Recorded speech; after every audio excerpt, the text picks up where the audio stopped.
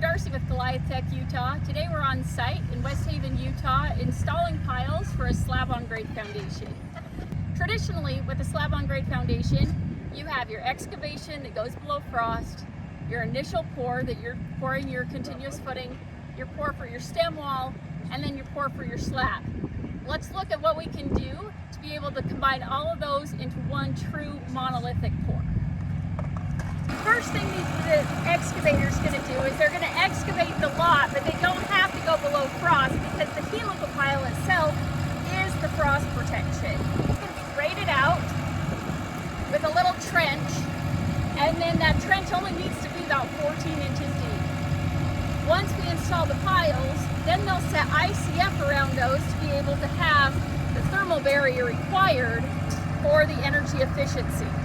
But once we install the piles, there'll be the frost protection, there will be a void form underneath for any frost heave, and then the whole house will be set, regardless if there's a water table, regardless if there's expansive soil, regardless if it's on fill. The whole thing will be set on solid soil underneath all of that.